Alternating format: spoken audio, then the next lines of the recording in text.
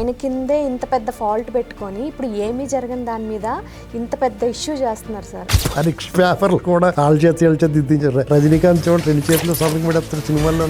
ఆయన ప్రభుత్వంలో ఉన్నప్పుడు ఏపీఎస్సీ మీద కూడా అక్రమాలు జరిగాయి. దాని మీద సిట్ విచారణ కూడా జరుగుతుంది.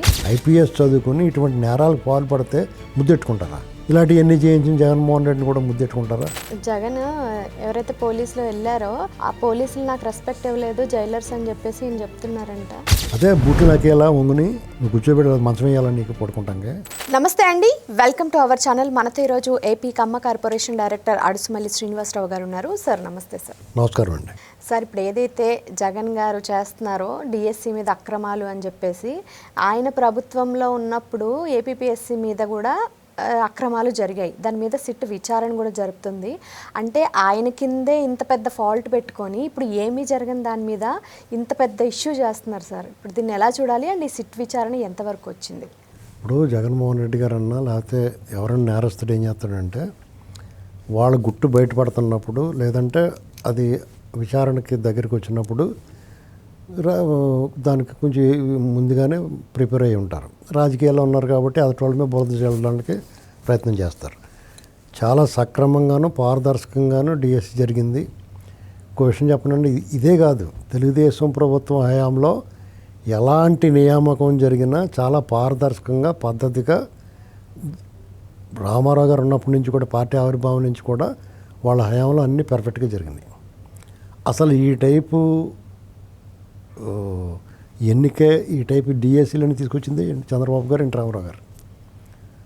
ఇదివరకు అలా ఉండేది కాదు. ఒక జిల్లా పరిషత్ టీచర్ల నియామకాలు జిల్లా పరిషత్ చైర్మన్ టికెట్ ఇచ్చి కూడా అంతే, ఉద్యోగాలు అలా ఇచ్చేసేవారు. మీకు అంతకుముందు ఏముండి కదా. తర్వాత ఇలా వచ్చిన తర్వాత అనేక సంస్కరణలో ఈ టైప్ టెస్ట్లో పరీక్షల్లో రాయటాలు ఉద్యోగాలు సివిల్స్కి ఉండి అలాగా మెథాడ్లకి రాష్ట్రంలో నియామకాలు టీచర్ల ఉద్యోగాలు అవి కూడా వాళ్ళు ఇష్టం ఇచ్చేసుకునేవారు. వీళ్ళు ఎప్పుడు పారదర్శకంగా ఇచ్చారు. రాజశేఖర రెడ్డి గారి దగ్గర నుంచి కూడా వాళ్ళు వచ్చిన వెంటనే ఈ పారదర్శకం అనేటువంటి దాన్ని పక్కన పెడతారు. మీకు ఆ పరీక్షలు నిర్వహించాల్సిన పరిస్థితి వచ్చినట్టు నిర్వహించి ఇంటర్వ్యూలో మార్కులు ఎక్కువ వేసేసి వాళ్ళు మనుషులను వేసుకుంటారు. దానికి ఇతను 2 ఆకులు ఎక్కువ పరీక్ష పేపర్లు కూడా వాళ్ళ చేతి దిద్దించారు. రజనీకాంత్ చూడండి 2 చేతులు సంతకం పెడతారు సినిమాల్లోని.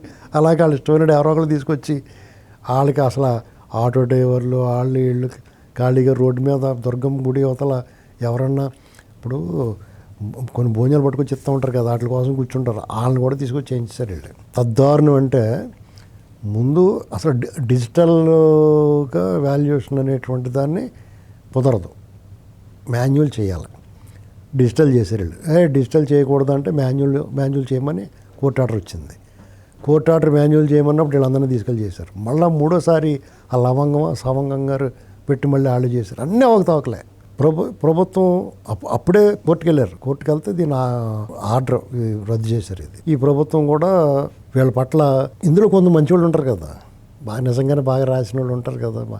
ఇప్పుడు అందరూ దొంగలు లేకపోయినా కొంతమంది ఉంటారు కదా, వాళ్ళు నష్టపోకూడదు. ఇప్పుడు మన న్యాయ సూత్రం ఎలా ఉంటుంది, 100 మంది దోషులు తప్పించుకున్నా పర్లేదు, ఒక్క నిర్దోషి కూడా శిక్ష పడకూడదు, ఇలాంటి మాటలు వింటూ ఉంటాం మనం.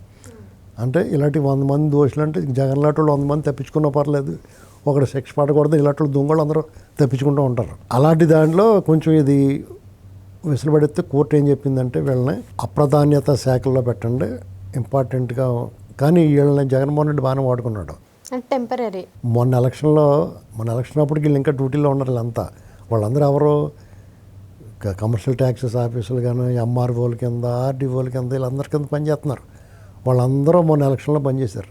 ఎలక్షన్ ఆఫీసర్ల కింద, రిటర్నింగ్ ఆఫీసర్ల కింద డెఫినెట్గా అతనికి అనుకూలంగా పనిచేశారు వీళ్ళు.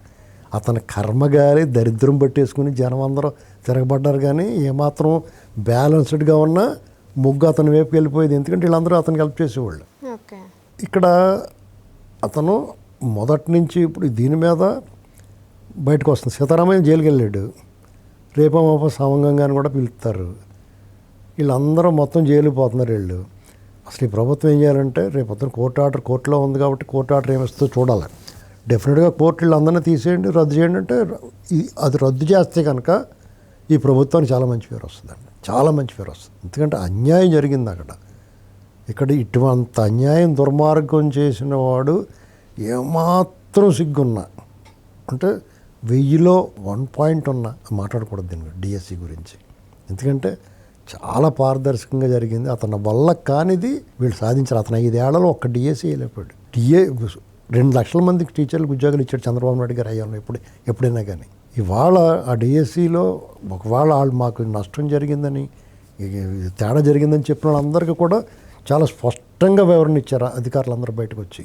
మీకు ఎవరికన్నా కష్టమా, మీకేం నష్టం జరిగింది చెప్పండి, మేము క్లారిటీ ఇస్తామని చెప్పారు. దాని గురించి ఒక్కసారైనా మాట్లాడారు వాళ్ళు. సీతారామన్యాలు జైలుకి వెళ్ళాడు, వచ్చాడు. అతను అంటాడు డిఐజీ ర్యాంక్ అధికారి కేసు పెడతారా, అరెస్ట్ చేస్తారా అని అడుగుతాడు ఒక అతను. పచ్చి క్రిమినల్లో ఇంత నేరస్తుడిని క్రిమినల్ని అరెస్ట్ చేయరా, క్రిమినల్ మెంటాలిటీ ఉన్నవాడిని ఐపీఎస్ చదువుకుని ఇటువంటి నేరాలకు పాల్పడితే ముద్దెట్టుకుంటారా? ఇలాంటివన్నీ చేయించిన జగన్మోహన్ రెడ్డిని కూడా ముద్దెట్టుకుంటారా? ఏంటండి ఇది అసలు? వాళ్ళు ఏంటంటే వాళ్ళ ఉద్దేశం ఏంటంటే ఇలాగ అధికారులని ఇటు గ్రూప్ 1 ఆఫీసర్లని అందరినీ వాళ్ళ నాన్న దగ్గర నుంచి ఉంది ఇది. వాళ్ళ నాన్న 2004లో 20 ఏళ్ళలో ఎంతమందిని పోగొట్టేశారు అనుకుంటారు? వాళ్ళందరూ వాళ్ళకి పనిచేస్తూ ఉంటారు. వాళ్ళు మనుషులు కదా. ఇవాళకి కూడా ప్రభుత్వ యంత్రాంగంలో జగన్ ప్రేమికులు ఉన్నారంటే కారణం ఏంటనుకుంటున్నారు? ఇటువంటి వాళ్ళ నాన్న వాళ్ళ కాంగ్రెస్ పార్టీ వాళ్ళు పెట్టిన వాళ్ళు ఉంటారు అందులో. వాళ్ళు ఫేవర్గా ఉంటారు వాళ్ళు. వాళ్ళకి ఎంతో పీక్ కోసేసి అంత నష్టం చేస్తే తప్ప వాళ్ళు మారరు. ఉంటుంది కదా, ఉద్యోగం ఇప్పించిన మీద ప్రేమ ఉంటుంది కదా, డబ్బులు తీసుకుని ఇచ్చినా కానీ. అటు కొన్నాళ్ళకే ఇప్పుడు ఆర్డీఓలు, సబ్ కలెక్టర్లు, తర్వాత కన్ఫర్డ్ ఐఏఎస్లు అయిపోతారు, ఓ జిల్లాకి అధికారులు అయిపోతారు, పోలీసు వాళ్ళు, డిఎస్పీలు వీళ్ళంతానే. వాళ్ళు ఇష్టమైనట్టు చేసి పెట్టేస్తారు వాళ్ళకి. చాలా ఇప్పుడు మన దేశంలో పరిస్థితి ఏంటనుకుంటున్నారు? దేశానికి స్వాతంత్రం తెచ్చుకుని రేపు ఆగస్టు 15 1947లో మనకు స్వాతంత్రం వచ్చింది. స్వర్ణోత్సవాలు వజ్రోత్సవాలు చేసుకున్నాం. 50 సంవత్సరాలు 75 సంవత్సరాలు చేసుకున్నాం. మళ్ళీ శతాబ్ది ఉత్సవాలు చేసుకోవడానికి పరిగెడతా ఉన్నాం మనం. ఇలాంటి పరిస్థితుల్లో ఏం మార్పు వచ్చిందండి? వ్యవస్థలన్నీ పుచ్చిపోయి పురుగులు పట్టేసినాయి. జగన్మోహన్ రెడ్డి లాంటి అత్యంత అవినీతిపరుడు, బందిపోటు దొంగ, దండుపాళ్ళెం బ్యాచ్, అరాచకవాది యథేచ్ఛగా తిరిగేస్తున్నాడు. సిగ్గు లేకుండా బరిదెగించి బాధితులు నిందితులు ఉంటే బాధితుల పక్షాన్ని నిలబడాల్సిన నాయకుడు నిందితుల పక్షాన్ని నిలబడుతున్నాడు. ఎవరైనా సక్రమంగా ఒక ఉద్యోగం ఇప్పించి పద్ధతిగా నడిస్తే వాళ్ళ మీద బురద జల్లుతున్నాడు. రాష్ట్రానికి సమాజ హితం కోసం పనిచేస్తున్న ప్రభుత్వాన్ని, నాయకుల్ని బద్నాం చేస్తున్నాడు, వ్యక్తిత్వానం చేస్తున్నాడు, వాళ్ళకి మీద అవినీతి మార్క్ అంటిస్తున్నాడు. ఇప్పుడు గొంగళ పురుగులట్టుడు అతను. గొంగళ పురుగు పాకితే చాలు దురద వచ్చేద్ది మనకి. దురదగుండాకులట్టుడు అతను. దురదగుండాకు తెలుసా మీకు? అది ముట్టుకుని దురదొండకాయలు అని ఉంటాయి, అవి ముట్టుకుంటే విన్నాను సార్, ముట్టుకోలేదు. వచ్చేస్తే వాళ్ళు అంతా అలాంటి కూడా అతను. అసలు అతను దరిదాపులు రానివ్వకూడదు, మనం రాజకీయాల్లో ఉండకూడదు. ప్రజలందరూ అందుకునే కూడబోలుకున్నట్టు ఒకళ్ళు చెప్పుకున్నట్టు అతను ఓడించి పంపించారు. అతనిలో మార్పు లేదు. మొన్న 2-3 పర్యటనలకు జనం అందరూ ఆసక్తిగా చూశారు, నేను పట్టించుకుంటూ మానేశారు. రోజు చచ్చిపోడికి అప్పుడు ఎడతాడు రా అన్నట్టుగా. ఇది అలవాటైపోయింది. 15 రోజులకు ఒకసారి వచ్చి ఏదో పర్యటన, దొంగోళ్ళని గట్ట పరిమార్చుకెళ్తున్నాడు అతను. ఎవడు పట్టించుకుంటాడండి? మన కర్మ ఇది. ఆంధ్రప్రదేశ్కి అతను పట్టిన పేడ సార్, నిన్న కీడు. జగన్ ఎవరైతే పోలీసులు వెళ్ళారో ఆ పోలీసులు నాకు రెస్పెక్ట్ ఇవ్వలేదు, జైలర్స్ అని చెప్పేసి ఈయన చెప్తున్నారంట. అదే బూట్లు నాకేలా వంగుని రెస్పెక్ట్ ఇవ్వటం అంటే ఏం చేయాలి? అసలు నీకు పర్మిషన్ ఎంతమందికి ఇచ్చారు? నీ కాన్వాయ్కి ఎంత పర్మిషన్ ఇచ్చారు? నేను ఎంతవరకు నిన్ను పంపించారు, వదిలేరు? అదే రెస్పెక్ట్ అంటే. అక్కడ నా ఫోటో తీయకపోతే నువ్వు కూర్చోబెట్టి మంచం వేయాలని నీకు పడుకుంటాంగా. మాజీ ముఖ్యమంత్రి అయితే నువ్వు మాజీ ముఖ్యమంత్రిలో ప్రవర్తించాలి కదా. నీ ఉన్నతనాన్ని నువ్వు నిలబెట్టుకోవాలి కదా. ఏమి నిలబెట్టుకోకుండా నీ శాస్త్రం నువ్వు చేస్తా, నీ మర్యాద ఇవ్వాలంటే వీళ్ళు చాలా మంచోడు కాబట్టి నీకు చాలా ఎక్కువ మర్యాద ఇస్తున్నారు. ఇఫ్ ఐ వర్ అనివ్వరు. మాకు ఇంగ్లీష్ పాఠం చెప్పినప్పుడు if I were prime minister of India, if I were president of India, if I were chief minister of state అని ఎవరన్నా మనకి ఇంగ్లీష్లో పాఠాలు చెప్పేవారు. అలాగా నేను కనుక ఈ రాష్ట్రాధినేతను అయ్యి ఉంటే నీకు తోలు తీసి ఉప్పు కారం అంటించేద్ది నేను, నువ్వు చేసిన పనులకి. ఇదే సమాధానం. Okay, thank you sir.